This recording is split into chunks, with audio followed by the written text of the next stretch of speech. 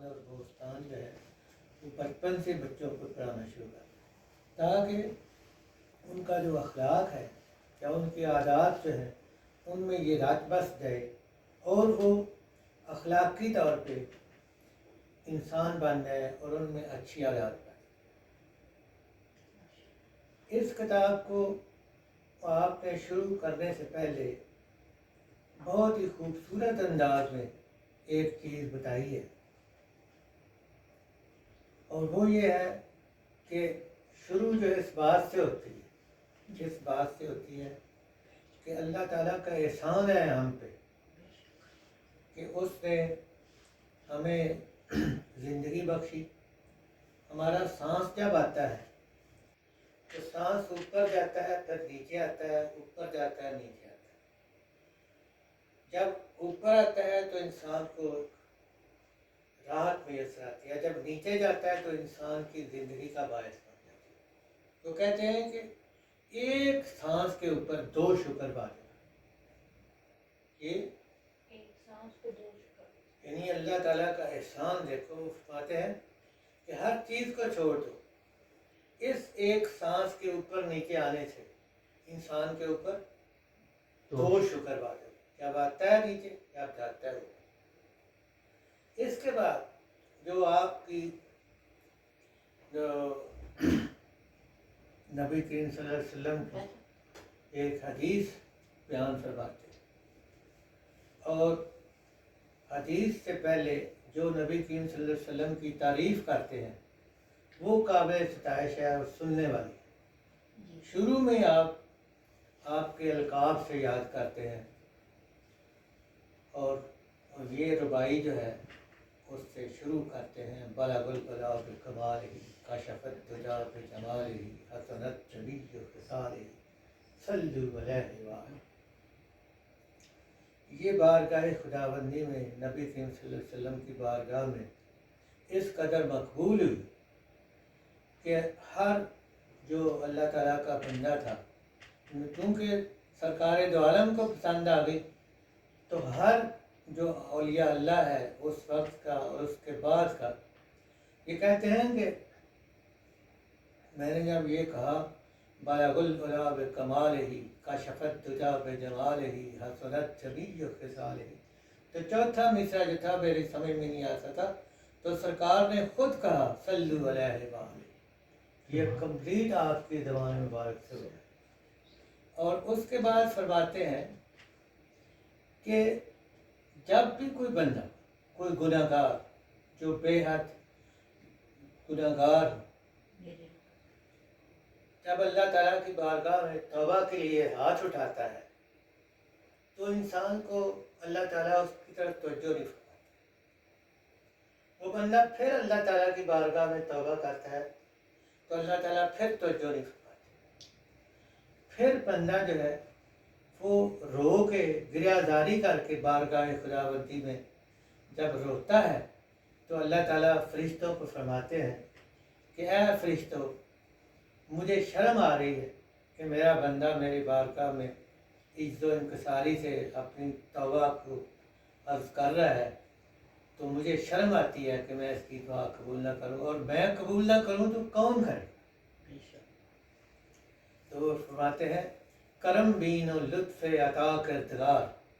گناہ بندہ کردست او شرمسار۔ تو دیکھ ہے انسان کتنا لطف اور کتنا کرم اور کتنا احسان ہے استاد کا کہ گناہ تو بندہ کرتا ہے اور شرمسار اس کی ذات ہے۔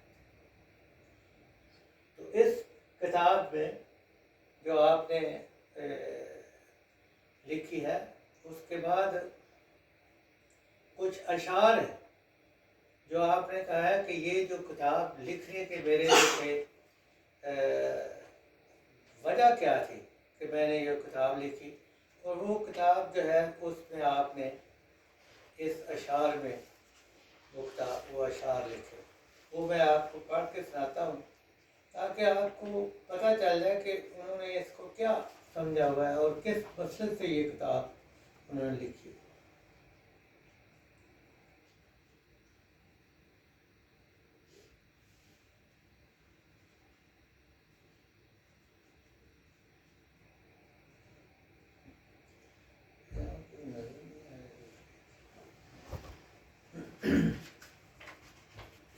وہ بعد میں کرا دوں گا، یاد کرا دوں گا۔ وہ کہتے ہیں کہ ہماری جو عمر ہے وہ برف کی مانند ہے، جیسے برف پگھلتی ہے اسی طرح ہماری زندگی بھی برف کی طرح کتنا بڑا، یعنی برف کا ایک وزن ہوتا ہے، بڑی رہتی ہے، پتہ بھی نہیں چلتا اور ایک وقت وہ ختم ہو چکی ہے۔ اسی طرح وہ کہتے ہیں کہ انسان کی زندگی ہے جو ختم ہوتی ہے اور ہر طور پہ وہ فنا جو ہے اس کے اوپر لازم ہے۔ وہ کہتے ہیں کہ اے کہ 50 رفت در خواب، اے انسان تیری عمر 50 سال ہو گئی ہے اور تو خواب غفلت میں ہے، مگر ان چند روز دریابی، شاید کہ یہ چند روز جو ہیں تو ان کو حاصل کر لے اور اللہ کی بارگاہ میں اپنی توبہ کر لے اور اس کی طرف توجہ فرما۔ ای توحید است رفتہ در بازار، در سمت پر نہ آوری دستار، اے انسان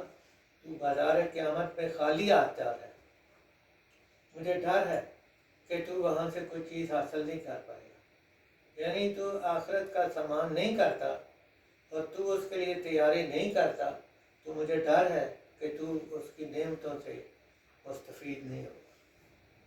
یہ 2 اشعار ہیں جو بندہ پڑھ کے تو انسان کو اپنے اوپر یعنی خیال آتا ہے کہ واقعی ہم لوگ فنا کی طرف گامزن ہیں اور ایک وقت آئے گا کہ ہمارا سسٹم،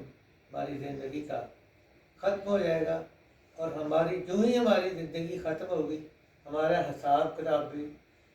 ہمارا اعمال کا دفتر بند ہو جائے گا۔ اور اللہ تعالیٰ نے فرمایا کہ اعمال جو ہیں وہ نیکوں کے جو ہے علیجین میں ہیں اور جو بدوں کے ہیں وہ سجین میں۔ علیجین ایک بلند مرتبہ دفتر ہے جو نیکوکاروں کے اعمال وہاں ہیں، اور سجین جو ہے وہ بدترین اور بدکار لوگوں کا اعمال نامہ جو ہے، ان کے اعمال بھی اکٹھے نہیں ہیں، ان کو علیحدہ علیحدہ رکھا گیا ہے، اور ان کو ایک انسانوں کو اکٹھا نہیں کرنا تو اعمال کو بھی اکٹھا نہیں کیا گیا۔ یہ اللہ تعالیٰ کا حکم ہے۔ پھر اس میں سب سے بڑی بات جو ہے سعدی نے ایک حکایت بیان کی ہے۔ وہ کہتے ہیں کہ ایک جو محمود غزنوی تھا جب فوت ہو گیا تو قدرتی اس کی جو تھی قبر کسی طرح سے کھلی تو دیکھا کہ اس کی آنکھیں جیسے وہ کھلی اسی طرح، جسم بھی اسی طرح۔ تو وہ کسی نے کہا کہ یہ کیا وجہ ہے؟ کوئی دادا تھا، اس نے کہا کہ اس کو یہ خبر ہے کہ اس کا ملک اب دوسروں کے قبضے میں آ گیا اور وہ آنکھیں کھلی کی کھلی رہ گئی، حیران ہے۔ تو وہ کہتے ہیں کہ اے انسان تو جو ہے بس نامور بے زیر زمین دفن کر دے۔ بہت سے نامور شخص جو تھے وہ اس دنیا کے زمین کے نیچے دفن کی گئے۔ کل ہستیش بروئے زمین برد شامہ، وہ کتنے بڑے بڑے لوگ تھے اور آج زمین پر ان کا کوئی نشان تک باقی نہیں ہے۔ ہاں پیر لاشارہ کہ سپردن زیر خاک، خاکش چنان بے خود کبو استخوان نہ ماں۔ ایک لاش جو تھی اس کو جب زمین کے اندر دفن کر دیا گیا تو خاک نے، مٹی نے اس کو اس طرح سے کھا لیا کہ اس کی ہڈی تک باقی نہ رہ گئی۔ پھر کہتے ہیں کہ خیری کو نہ فلاں غنیمت شمار عمر، اے انسان تو نیکی کر اور اس عمر کو غنیمت جان، جان پیش کر کے بانگ بر آیت فلاں نما، قبل اس کے کہ نکارہ بج جائے، آواز آئے کہ آج فلاں شخص جو ہے وہ دنیا میں نہیں رہا۔ تو یہ فنا کا جو تصور ہے یا جو اصل میں جو ساری کی ساری اس کتاب کی جو حکمت ہے وہ انہوں نے قرآن پاک سے لی ہوئی ہے، اور جس شخص کو بھی اللہ تعالیٰ نے علم دیا ہے اس کا سرچشمہ جو ہے ہمیشہ قرآن پاک ہوتا ہے۔ حافظ شیرازی کتنے بڑے شاعر تھے، انہوں نے کہا ہے نہ دیدم خوش طرح شیر تو حافظ بے قرآنی کے اندر سینہ دار، حافظ تیرے جیسا شعر میں نے کہیں نہیں دیکھا، اس کا فیض یہ ہے کہ تیرے سینے میں قرآن ہے۔ تو بہترین جو اللہ تعالیٰ کی کلام ہے کائنات میں، اللہ تعالیٰ نے فرمایا لیسا کمثلہ شیء، اللہ تعالیٰ جیسی کوئی چیز نہیں ہے۔ اسی طرح سے قرآن پاک جیسی بھی کوئی چیز اور کوئی کتاب نہیں ہے۔ سارے علم، سارے سرچشمے، ساری جو رونقیں ہیں، ساری روشنی جو ہے اسی کی اس قرآن پاک سے۔ اس لیے سب سے پہلے آپ قرآن پاک کو پڑھیں، اس کے بعد باقی چیزیں جو ہیں ان کو اپنے زیر نظر رکھیں اور قرآن پاک پڑھ کے اس پہ غور کریں، اس کو آیات کو اپنے اندر ان کے اوپر توجہ کریں کہ یہ اللہ تعالیٰ نے جو فرمایا کہ افلا یتدبرون القرآن، کیا یہ لوگ قرآن پہ کیوں غور نہیں کرتے؟ اور اس کے آگے ترجمہ کیا ان کے دلوں پہ تالے لگے ہوئے؟ تو تالا جب کھلتا ہے جب انسان غور و فکر کرتا ہے۔ تو اس لیے اللہ تعالیٰ ہمیں توفیق دے کہ اپنی زندگی میں قرآن پاک کو پڑھنا، اس کے اوپر غور کرنا اور اس کو عمل کرنا جو ہے ہماری زندگی کا مقصد ہو۔ وما علینا الا البلاغ۔ آج